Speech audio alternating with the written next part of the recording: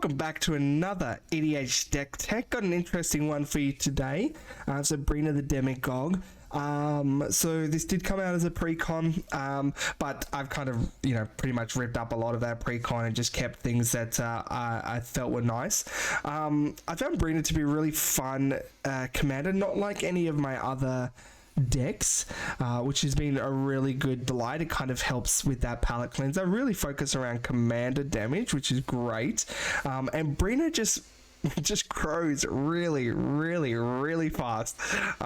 So this will trigger on any player attacking. Essentially, it will trigger on opponents and they're not attacking the least life. So as long as one of your opponents without the least life, then you're going to get this trigger. You're going to get the counters, right? So we want to focus on some of that counters. But I kind of built it as like a generic kind of Orzhov deck where it really has a lot of different areas where it's touching on. A little bit of focus here, a little bit of focus there. I have felt that I had to put a lot of focus into protecting a Breena as well as myself, because Breena just gets huge. So there was a lot of focus on that. Then you have to have removal and ramp and things like that. And so with this, I have a light touch in politics and light touch on counters. So it's really difficult, I think, to really streamline a strategy when it comes to Breena. I think that Breena kind of just helps, just does it itself, so you don't really need to focus too much on the commander and just let the rest of the deck just be, cards that you want to kind of play. You don't have to build around Breena too much, because Breena just builds around itself, which has been great. I've really enjoyed playing with Breena. And it comes down super early. So let's go through the deck. First up, so kind of focusing a bit on some of those counters, right? So we will get counters. We can put them on a creature that we want. Normally I put them on Breena, but we have Walking Ballista. Great for just pinging down opponents. Now you can play the Heliod combo where you give it lifelink and then Heliod will give it a counter when it deals damage with lifelink.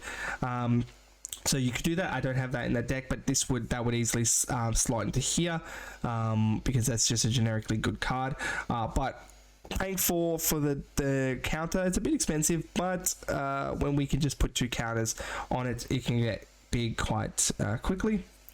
So Mikaeus the Lunarch, another one where it comes down super early, comes down hopefully before Breena, and we can remove counters from it to give counters to the rest of our team. So really nice. Lion Sash just is some graveyard hate. We're not playing with our graveyard a lot, so I'm happy to put in a lot of graveyard hate, and it's going to just start getting bigger, and the reconfigure is really nice. Together Forever, so support 2. We have, usually it's Breena and we'll have some other creature, so you'll have your 2 targets, but essentially it's going to return it back to our hand, where if they die, so it's just a nice little backup safe thing, but we're going to get those counters and nice and cheap. Fane the Broker, just generic. So this one did come in the pre-con. I thought Think Together Forever also came. This one just does a little bit of everything and everything that we're kind of doing. So sacrificing a creature, not something that we're necessarily doing, but we are dealing with the counters. So the next one, removing a counter, we're going to create a treasure token, so that kind of ramp there, sacrificing those treasure to then make Inklings. It's quite nice. And then I found that I have a lot of open mana, so untapping Fane is actually decent. Blood Tracker, so when it leaves the battlefield, we're going to draw a card for each counter, so you just pile this up with counters from Breena, and you're going to draw a lot of cards. Now this is a leave the battlefield trigger, so it's quite nice. So yeah, even if it gets bounced, great. Citadel Siege, more on the expensive side, where essentially you choose cards and you're putting 2 +1/+1 counters on target creature. Usually that's just Breena. So I play Breena, play Citadel Siege, next turn I'm going to town with a huge Breena. And then Fleecer Fang, a Silver Quill has actually been really nice. So whenever a non-token creature dies, so we don't have a lot of tokens. Really, only Inklings are our tokens. If it dies and it had counters, you get Inklings equal to that counters. So the most Inklings I had 10 because they managed to get rid of Breena that was quite large. So I got I got to 10 Inklings, which felt great. So really nice. Blood-Thirsty Blade. So now we're kind of into our don't attack me, right? So we've got Breena. We want to encourage our opponents attacking each other so that we can get that trigger. But really, I just don't want people attacking me. I'm going to be swinging out with Breena. I want that trigger. So, you know, I don't want them swinging back. So, Blood-Thirsty Blade, I think this also came in pre-con. Just nice. It gives something go. Basically, it's just their 3 mana goaded one of our opponents. So that's great. And, you know, depending, so if you target the person that has the lowest life, they have to swing out, and they have to swing out at one of your opponents, then that will trigger Breena. So really, really great. Ghostly Prison, just, you know, pay 2, help them not attack us. Archangel of Tithes, so they'll pay 1, and also pay 1 for blocking. So it helps with when we swing out with Breena as well.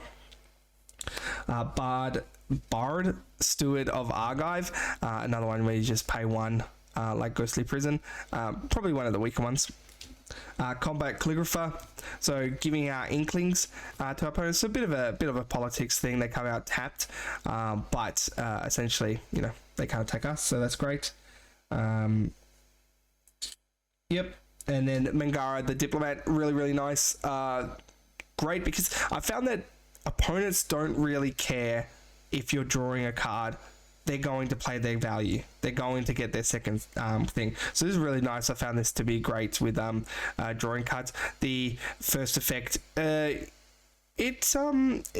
hasn't really stopped somebody from attacking the drawing the card. But it is nice to have. But then I've got a 2/4 lifelinker, which is really, really nice. And then Wooden Board Muse, just Ghostly Prison on a stick. And then Norn's Annex, so they have to pay Phyrexian white to attack us. So if it's a non-white deck, then you know, they're taking that life, which is nice.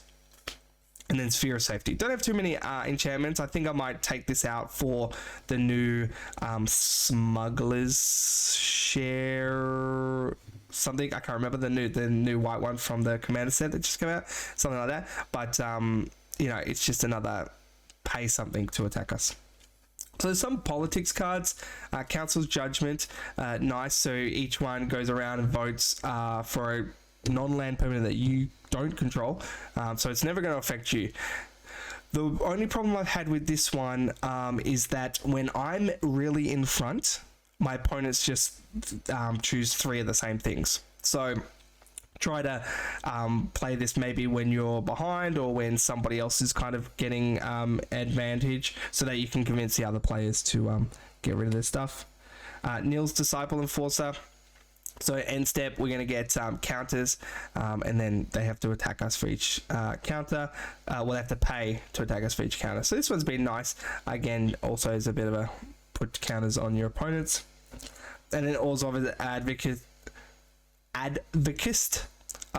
So beginning with upkeep, we're going to put 2+1+ counters on creatures they control.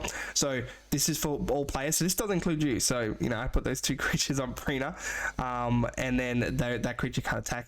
I had someone like put counters on Blood Artist, so, you know, that person's just never going to attack anyway. So a bit of a not much value there, but it is putting counters on your creatures, so that's really nice. And then Sadric's Silver Quill. So this one's the beginning of combat, and you can put counters. So usually I do either the Inkling. Well, I guess all of these are valuable, but the Inkling one is probably the one I do the least. I'll draw the card and or do counters. I have tried to avoid giving Inklings to my opponents only because they can then block Breena. So I have found that one to be the least important to give. So either I give them all counters because I don't care about their board, or I just let them draw a card. I do avoid giving them an Inkling.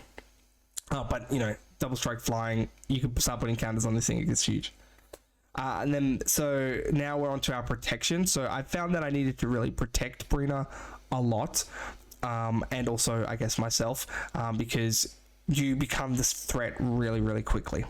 And I have always had a lot of mana held up, so I had a lot of reactionary spells. So I tried to make sure that I could deal with a lot of things. So Maliki Rebirth, just to bring back a creature that they target.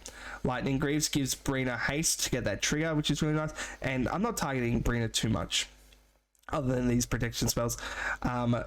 Synergie Shelter, I think. Just to give it protection from a color. So essentially it's a thing, a protection spell, but it is a land on the other side. So it's kind of like Maliki Rebirth.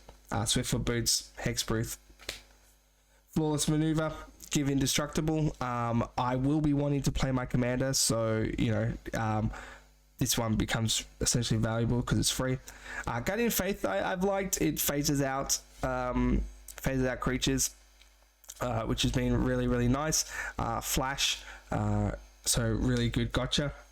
Selfless Glyph Weaver gives everything indestructible, and it's a board wipe on the other side. There is the Selfless Spirits, but that one's a bit more expensive in mana budget, as opposed to this one. So they could be interchangeable, right? You could put Selfless Spirit in this spot as well. And then Teferi's Protection, this one's just such a powerful card, helps us out when someone's swinging out or getting rid of things. We can Teferi's Protection, hopefully they've swung out, and we can get them on the next turn. And then Ink Shield, a nice little got you. Like I said, I found that I've held mana a lot because Breena is the only thing that I really care about. So I'm constantly holding up mana. So holding up this 5 mana, when I first was playing, I thought this was actually going to be hard, but it's actually quite easy, just because all I care about is Breena. Now, just some generic value. So, we're an Orzhov deck, so there's some nice value, powerful cards. So Doughty Voidwalker just has some graveyard hate and lets us kind of cast those spells. So it's great. Luminarch Ascension, really, really nice if you get it down early. Again, I'm encouraging people to attack my opponents. So I found that opponents really don't think this is as much a threat as they should. Not until it kind of turns online, and I just paid 2 for an angel. Usually, if this is online, all I do is just start making angels. I forget the rest of the plan. All I'm doing is just making angels. It's just so cheap. Duelist's Heritage, giving Breena double strike. It is really easy to get 10 counters on this thing, and giving it double strike, fantastic. As well as anyone that attacking my opponents. Yeah, I'll give you double strike, no problem. And then Suntime, just for a bit of value, just to get some of those things back that were taken away from us. Chroma's Will, just as a bit of a win con. It helps with swinging out, give me that flying, vigilance, double strike. We'll have our commander, so lifelink, indestructible, protection from all colors. So essentially this is here to kill somebody, especially when our Breena's nice and big with double strike and protection from all colors. We're essentially going to kill somebody. And then the Deathless just give us another alternative way to win when we have a lot of mana. It can help kind of pad that life total down. The draw. So Esper Sentinel, really, really great. Again, we can start putting counters on this so that tax is really, really nice. Turn 1, Esper Sentinel is amazing. Knight's Whisper, just super cheap. Two mana for 2 cards. Sign in Blood, another one. It is double black, but we're 2 colors, so we make that no problems. Phyrexian Arena, another one. The games will go long in Breena. I found where controlling the board and things like that. So Phyrexian Arena is good value. Read the Bones, another one. Just draw 2, but you get Scry. Timber the Weaver. I want to be attacking people. I want to make sure that life totals are manageable, and we have a clear person that's the least, and I want to make sure who I'm attacking. So I do want to make sure that I'm attacking a lot of people. So Tim the Weaver's been really nice and just super cheap. And then Court of Grace, it can give us those tokens as protection, but as well Monarch. I love Monarch regardless of whether you think you can, whether it's optimal in your deck or not. But Monarch's a great mechanic, and getting those tokens has been nice. So some of our removal.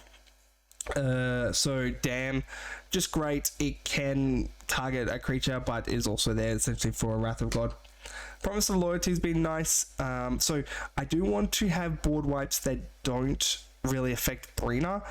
So here I can make sure that I can have Breena on the battlefield. So I put that Val counter on, and essentially everyone sacrifices the rest. So I want those board wipes that keep Breena around. Same with Tragic Arrogance. I'm choosing Breena, and then we're sacrificing the rest. And then Austere Command. I mean, you can play Farewell and no problems, like I can't remember the Blasphemous Act version one. I've got Austere Command just to give me the option, because I can avoid the 3 mana or less, because that includes Breena. But you can play, Farewell, whatever, your board wipes of choice. But I have liked Austere Command. Path of Exile, just simple, cheap removal. Swords of Plowshare, best removal.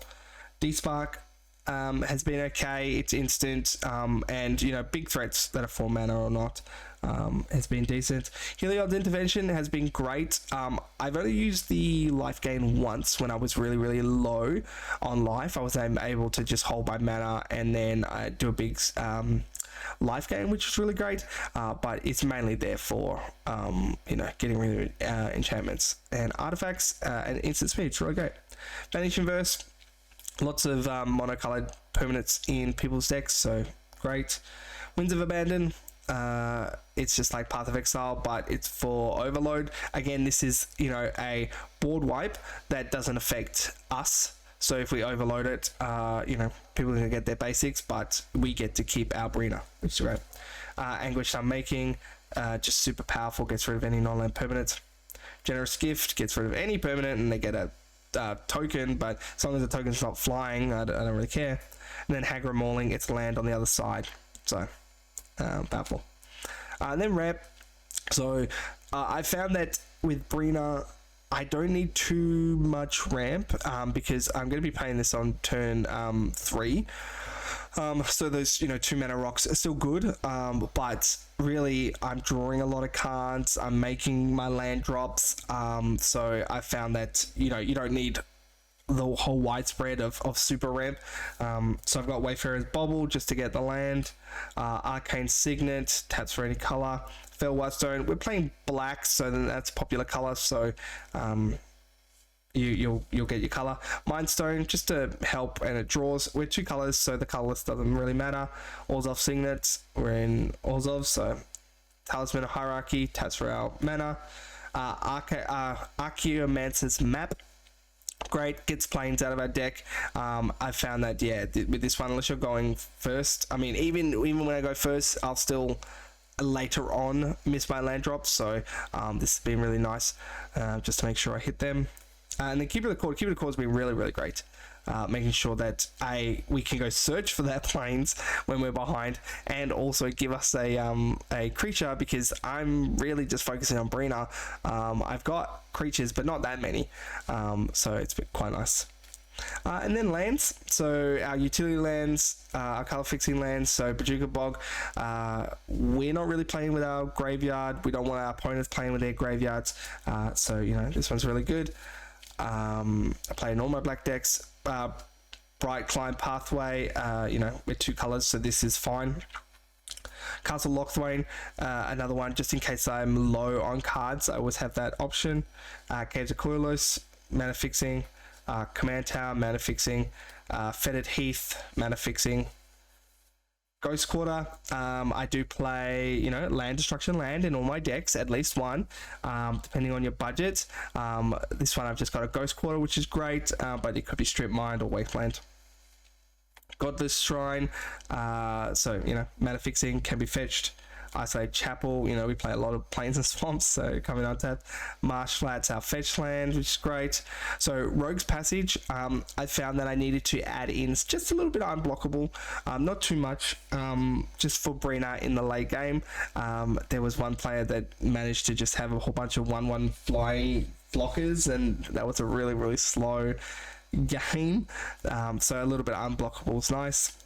Scavenger Grounds, it gets rid of all players' graveyards, but we don't care about our graveyards, so that's fine. Shattered Sanctum comes in generally untapped. Shine, Shadow, Snarl.